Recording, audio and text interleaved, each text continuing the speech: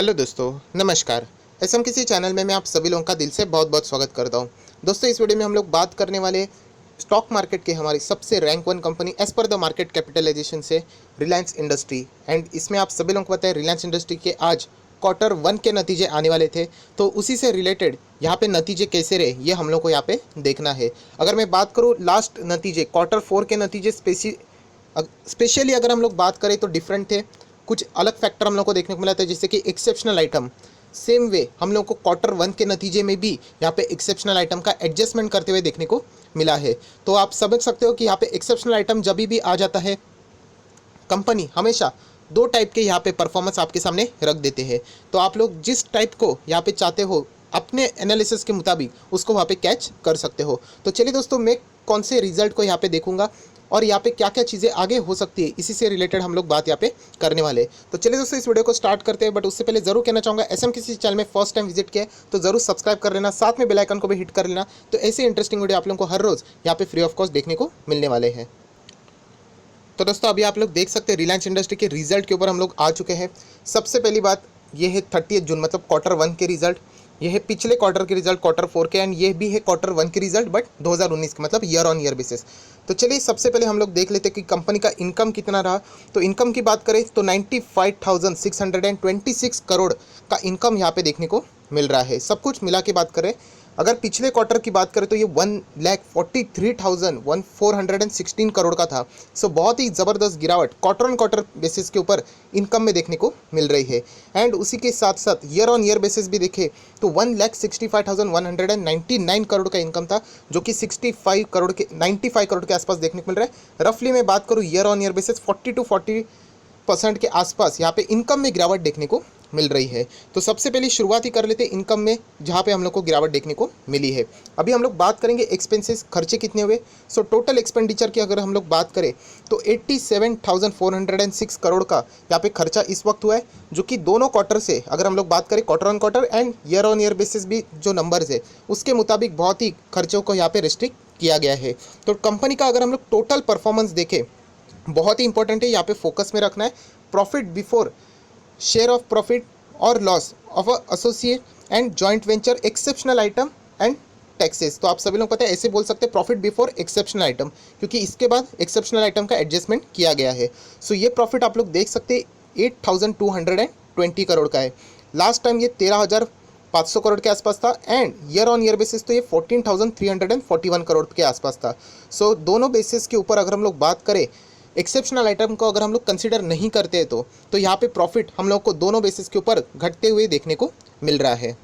तो ये तो हो गई दोस्तों, ये नॉर्मल बात है। अभी हम लोग थोड़ा सा एडवांस जाएंगे, आगे जाएंगे, क्योंकि यहाँ पे हम लोगों को सारी चीज़ें यहाँ पे देखने को मिलने वाली है। तो यहाँ पे बहुत कुछ एडजस्टमेंट किए गए हैं, और जो प्रॉफिट अभी हम लोगों ने पढ़ा उतना ही आप लोगों को देखने को मिलेगा। Profit before exceptional item and taxes same way आप लोगों को उतने फिगर्स देखने को मिलेंगे।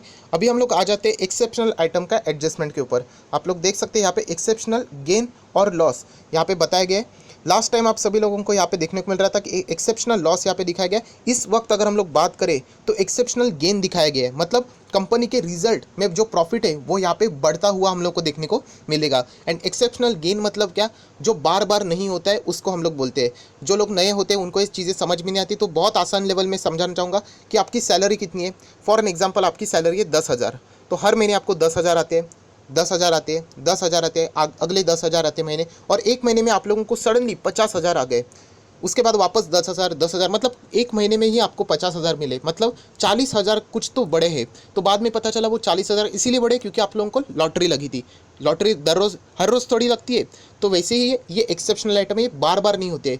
कुछ तो कंपनी का कॉन्ट्रैक्ट रहेगा, डील रहेगा, कोई तो इन्वेस्टमेंट की बात रहेगी, उसका इनकम रहेगा, कुछ तो बातें सेल की होगी जिससे वन टाइम का प्रॉफिट हुआ होगा, तो उसको ही हम लोग एक्सेप्शनल गेन यहाँ पे बोलते हैं। और यहाँ पे गेन कैसे पता चला, तो यहाँ पे फिगर्स को ऐड किया गया जिससे हम लोग अंदाज़ा लगा सकते हैं। सो एक्सेप्शनल गेन को ऐड करने के बाद प्रॉफिट बिफोर टैक्स 13,500 करोड़ का देखने को मिल रहा है, जो कि दोनों बेसिस के ऊपर अगर आप देखोगे 9,223 करोड़, उससे हम लोग को क्वार्टर ऑन क्वार्टर ज़्यादा देखने को मिल रहा है। Year on year basis exceptional item को भी ऐड करके हम लोग को प्रॉफिट फिलहाल डाउन ही देखने को मिल रहा है। अभी ये एक्सेप्शनल आइटम का प्रॉफिट क्या है ये अगर आपको जानना है तो खुद यहाँ पे रिलायंस इंडस्ट्री ने बताया कि आप लोगों को नोट 3 उसके ऊपर जाना पड़ेगा। तो चलिए उसी के ऊपर हम लोग यहाँ पे आ जाते हैं, एंड उसके बाद थोड़ा सा आगे बढ़ लेते हैं। सो दोस्तों देख सकते हैं हम लोग नोट्स के ऊपर आ चुके हैं, ज़्यादा लंबे नहीं है, नीचे आप लोगों को मिलेगा, ये देखिए ये रिजल्ट के नीचे ही आप लोगों को यहाँ पे मिल जाएगा नोट नंबर 3। यहाँ पे आप लोगों को ये सारी बातें यहाँ पे पढ़ने के लिए मिल जाएगी कि कंपनी का यहाँ पे किससे रिलेटेड, यहाँ पे देख सकते हैं बीपी ग्लोबल इन्वेस्टमेंट से रिलेटेड ये सारी बात आप लोगों को देखने को मिल रही है। Acquired 49% equity stake in RBML by the way of, ये सारी चीज़ें आप लोगों को देखने को मिलेगी। एंड उसी से रिलेटेड आप लोग यहाँ पे पढ़ सकते हो जो उनको एक्सेप्शनल आइटम था उसके बदौलत यहाँ पे उन लोगों को गेन हुआ है लगभग 5,000 करोड़ के आसपास, नेट ऑफ टैक्सेस पकड़ के ये सारी बातें उन्होंने यहाँ पे बता दी है। सो ये एडजस्टमेंट इस बार किया गया है। लास्ट टाइम जो एक्सेप्शनल आइटम का एडजस्टमेंट था आप सभी लोगों को पता है, वो यहाँ पे ऑयल एंड रिफाइनरी से रिलेटेड था, वो बहुत ही मैसिव गिरावट देखने को मिली थी। कोविड का भी एडजस्टमेंट यहाँ पे किया गया था।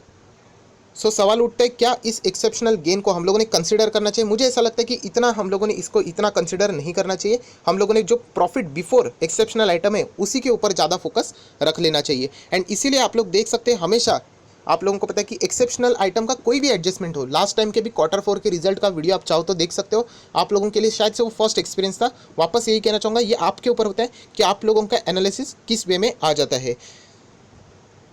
सो ओवरऑल सारे एडजस्टमेंट को अगर हम लोग मिला जुला के, मतलब जितने भी एक्सेप्शनल आइटम हो, करंट टैक्स हो, डेफर्ड टैक्स हो, वो सब कुछ करने के बाद आखिरी जो प्रॉफिट रहता है वो आप देख सकते हैं यहाँ पे हम लोगों को देखने को मिलेगा नीचे प्रॉफिट फॉर द पीरियड। आप लोग यहाँ पे पढ़ सकते हैं, मैंने हाईलाइट किया है प्रॉफिट फॉर द पीरियड। सो इस वक्त का जो प्रॉफिट है 13,248 करोड़ का है, जो कि पिछले टाइम 6,546 करोड़, मतलब हम लोग को डबल से भी ज़्यादा मुनाफा क्वार्टर ऑन क्वार्टर बेसिस पे यहाँ पे देखने को मिल रहा है।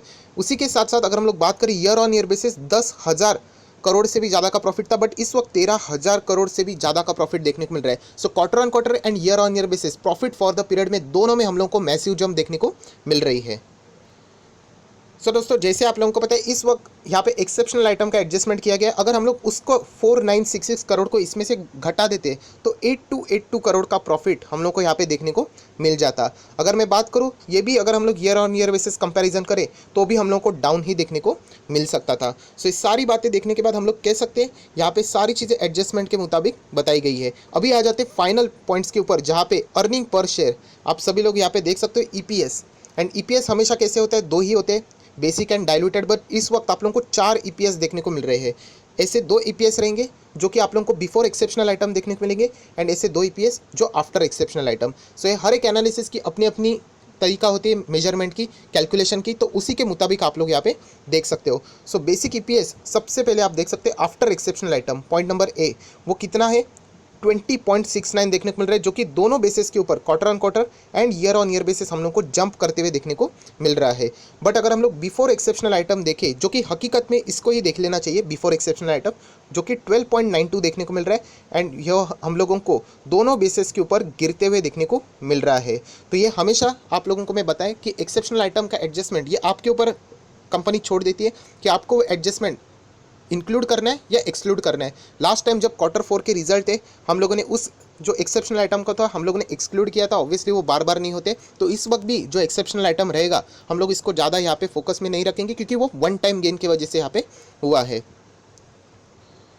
सो फाइनली अगर हम लोग EPS की बात करें तो हम लोग यहाँ पे बिफोर द एक्सेप्शनल आइटम ही देखेंगे एंड यूजुअली आप लोगों ने इस EPS को थोड़ा सा ज़्यादा फोकस में रख लेना चाहिए, जो कि 12.92 एंड लास्ट टाइम था 16.63 एंड उससे पहले ईयर ऑन ईयर बेसिस था 16.94। थोड़ा सा टफ हो रहा है समझने के लिए, नंबर्स बहुत ज़्यादा है, बट कोई बात नहीं, आप लोग फोकस रखोगे, 2 बार वीडियो को देखोगे तो समझ में आ जाएगा। सो EPS हम लोगों को ज़रूर यहाँ पे गिरते हुए भी देखने को मिल रहा है।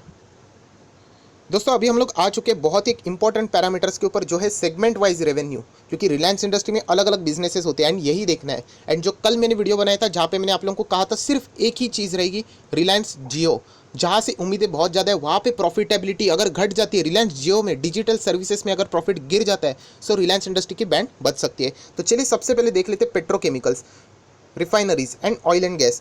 तो यहाँ पे तो गिरावट के ही चांसेस रहेंगे, फिर भी देख लेते हैं यहाँ पे 25,192 last time year on year basis, quarter on quarter basis दोनों में गिरावट देखने को मिल रही है। उसके बाद अगर हम लोग रिफाइनरीज की बात करें 46,642, जो कि दोनों बेसिस के ऊपर हम लोग को गिरावट एंड कोई छोटी मोटी गिरावट नहीं, लगभग आधा 50% की गिरावट देखने को मिल रही है। एंड ऑयल एंड गैस की अगर हम लोग बात करें ये तो सबसे ज़्यादा हेडेक है, क्योंकि ये तो कब से हम लोग को लॉस में देखने को मिल रहा है। इस वक्त भी 506 करोड़ है, जो कि लास्ट दोनों टाइम से quarter on quarter year on year basis गिरते हुए देखने को मिल रहा है। तो कोई बात नहीं, ये तो पहले से ही चलता आ रहा था। रिलायंस इंडस्ट्री का एक्चुअल सर्वाइवर 2 कंपनियाँ है, एक है उनकी रिटेल सब्सिडरी एंड दूसरी जियो। बट रिटेल के लिए भी आप लोगों को पता है इस वक्त गिरावट होना तय है। तो अभी नेक्स्ट रिटेल के ऊपर ही आ जाते हैं एंड देख लेते हैं गिरावट हुई है तो यस, यहाँ पे गिरावट देखने को मिल रही है 31,633 करोड़ का है, जो कि लास्ट दोनों टाइम हम लोग को 38,000 करोड़ तक का रिटेल का बिजनेस देखने को मिला था। सो रिटेल में तो गिरावट ज़रूर होगी, बट स्टिल मुझे ऐसा लगता है कि इतने सारे पैंडमिक में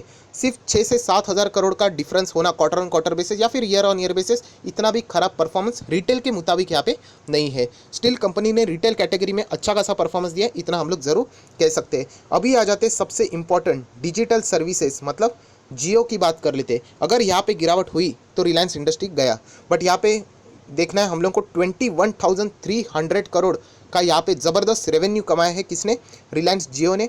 डिजिटल मतलब जियो को ही आप लोग पकड़ सकते हो। लास्ट टाइम था 19,000 करोड़ एंड उससे पहले था 15,000 करोड़। सो बहुत ही गजब का जंप यहाँ पे रिलायंस जियो ने, एंड वापस हम लोग कह सकते हैं कि रिलायंस इंडस्ट्री का सर्वाइवर यहाँ पे रिलायंस जियो ही देखने को मिल रहा है। एंड मैं तो एटलीस्ट रिटेल के परफॉर्मेंस से भी खुश हूँ। सो ये दोनों ने बहुत ही अच्छा परफॉर्मेंस दिया है। जियो ने एक्सपेक्टेशन के मुताबिक थोड़ा सा और भी अच्छा परफॉर्मेंस यहाँ पे थोड़ा सा हम लोगों को आगे भी देखने को यहाँ पे मिल सकता है। सो यही मेन कैटेगरीज थी। बाकी अदर फाइनेंशियल सर्विसेज की अगर हम लोग बात करें, अदर सर्विसेज की बात करें, रेवेन्यू की बात करें, सेगमेंट्स की बात करें, तो हम लोगों को यहाँ पे गिरावट ही देखने को मिल रही है। सो ओवरऑल अगर पूरा रेवेन्यू देखें तो यहाँ पे गिरावट ही है। आप लोग क्लियर कट देख सकते हैं 91,000 है, लास्ट टाइम 139 था, उससे पहले 162 था। बट सबसे मेन बात डिजिटल सर्विसेज जियो ने वापस एक बार यहाँ पे गजब का परफॉर्मेंस दिखा है, जो कि रिलायंस इंडस्ट्री के लिए हर बार एक सर्वाइवल साबित हो रहा है। लास्ट टाइम भी रिलायंस जियो ने एंड रिटेल ने अच्छा खासा सपोर्ट दिखाया था। वापस कहना चाहूँगा रिटेल का परफॉर्मेंस डाउन ज़रूर हुआ है, बट मेरे मुताबिक इतना भी परफॉर्मेंस ठीक ठाक ही है। 6 to 7,000 का गैप चल जाता है, इतना पेंडेमिक में भी कंपनी ने अच्छा खासा परफॉर्मेंस दिखाया है। अगर हम लोग बात करें इनके कॉम्पिटिटर रिटेल से रिलेटेड डीमार्ट की, तो वहाँ पे तो 85-88% की गिरावट थी, बट स्टिल यहाँ पे कंपनी ने इतना अच्छा परफॉर्मेंस दिखा है जिसको हम लोगों ने नज़रअंदाज नहीं कर लेना चाहिए।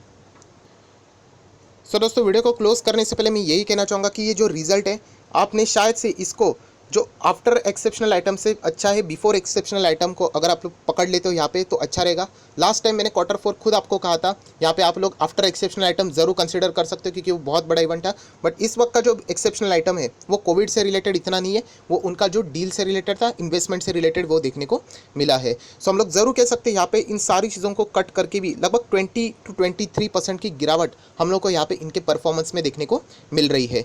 तो बात कर लेते इतना सब कुछ हो जाने के बाद, क्या रिलायंस इंडस्ट्री का शेयर मतलब क्या कंटिन्यू कर पाएंगे, क्योंकि हमारा एक ही मकसद होता है लॉन्ग टर्म का इन्वेस्टमेंट। शॉर्ट टर्म में कुछ भी हो सकता है। आज आप लोगों ने देख लिया इंडिगो 93% रेवेन्यू में गिरावट होने के बावजूद शेयर 3.25% भाग गया, जहाँ पे नेस्ले ब्रिटानिया अच्छा खासा परफॉर्मेंस देखे प्रॉफिट को डबल करने के बावजूद वहाँ पे गिरावट देखने को मिली है। सो शॉर्ट टर्म में कुछ भी हो सकता है, इंट्राडे में कोई गारंटी नहीं होती है। बट लॉन्ग टर्म की अगर मैं बात करूँ तो एक बात जरूर कह सकते हैं कि लॉन्ग टर्म के लिए अभी भी आप लोग इसको कंटिन्यू रख सकते हो। कंपनी के परफॉर्मेंस जितना एक्सपेक्टेशन था उतना ही देखने को मिल रहा है। ऑयल रिफाइनरी से रिलेटेड, पेट्रोकेमिकल से रिलेटेड हम लोग को ऑलरेडी गिरावट देखने को मिली थी, वो तो कंटिन्यू रहने वाली है, आगे भी रहेगी। रिटेल एंड जियो ने अच्छा परफॉर्मेंस दिया है, जो कि इस कंपनी के लिए आगे का सर्वाइवल साबित हो सकता है। कंपनी ज़रूर यहाँ पे ओवर वैल्यूड देखने को मिल रही है। सो यहाँ पे छोटी मोटी गिरावट आ सकती है, जिससे मुझे ऐसा नहीं लगता कि ज़्यादा कोई फ़र्क इस कंपनी को पड़ना चाहिए। एंड अगर ये कंपनी बहुत ज़्यादा नीचे आ भी जाती है तो ज़रूर हम लोगों ने यहाँ पे इन्वेस्टमेंट कर लेना चाहिए, क्योंकि कंपनी का विजन लॉन्ग टर्म के लिए बहुत ही शानदार फिलहाल देखने को मिल रहा है। एंड कंपनी के ऊपर जो कर्जा भी था वो भी उन्होंने हटा दिया, मतलब नेट डेट फ्री भी कंपनी यहाँ पे बन चुकी है। कंपनी के लिए और एक कोई हेडेक रहेगा तो आप सभी लोगों को पता है, सऊदी अरामको की डील से रिलेटेड जो साइलेंस यहाँ पे बरता गया है, वो एक बहुत ही बड़ा मुद्दा हम लोगों को आगे जाके प्रॉब्लमेटिक में देखने को मिल सकता है, जो रिलायंस इंडस्ट्री के लिए एक बहुत बड़ी खराब सिचुएशन क्रिएट कर सकता है। बट ओवरऑल बिजनेस को अगर मैं कंसीडर करूँ तो ज़रूर कह सकते हैं कि यहाँ पे दुनिया का तो नहीं पता, मैं तो लॉन्ग टर्म के लिए बात करता हूँ, तो परफॉर्मेंस देख के मैं अभी भी इसमें सेटिस्फाइड हूँ। लॉन्ग टर्म के लिए हम लोग ज़रूर इसमें बने रह सकते हैं। जिसको चाहिए वो प्रॉफिट बुक कर सकते हैं, क्योंकि बीच में हम लोगों ने इसको 1000 से भी नीचे खरीदा था, 900 के भी खरीदा था, 950 पे भी खरीदा था। सो जो लोग चाहते हैं ज़रूर एग्जिट कर सकते हैं। आज भी आपको ज़बरदस्त डबल से भी ज़्यादा मुनाफा मिलेगा।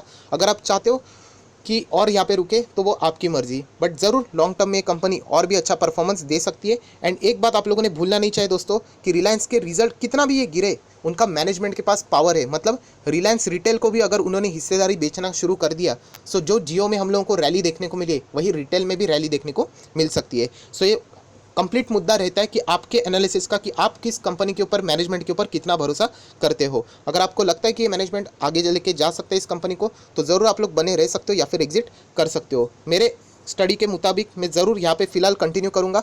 बहुत शानदार प्रॉफिट में हूँ यहाँ से। अगर कंपनी 50% भी क्रैश हो जाती है, फिर भी हम लोग बहुत ज़बरदस्त मुनाफे में ही यहाँ पे रह सकते हैं। सो इसी का एडवांटेज लेके मैं यहाँ पे फिर भी होल्ड ही करने वाला हूँ, कंटिन्यू करने वाला हूँ। करेक्शन अगर आ जाते हैं तो कोई भी टेंशन की बात फिलहाल तो नहीं रहेगी। सो आई आशा करता हूँ दोस्तों ये वीडियो आपके लिए हेल्पफुल रहा होगा, तो ज़रूर इसको लाइक कर देना, दोस्तों के साथ शेयर भी कर देना, तो उनको भी एक्सेप्शनल आइटम के रिजल्ट कैसे पढ़ने के होते हैं वो यहाँ पे अंदाजा आ जाएगा। So that's it, thank you very much दोस्तों, we will be meeting on next video. तब तक के लिए बाय बाय।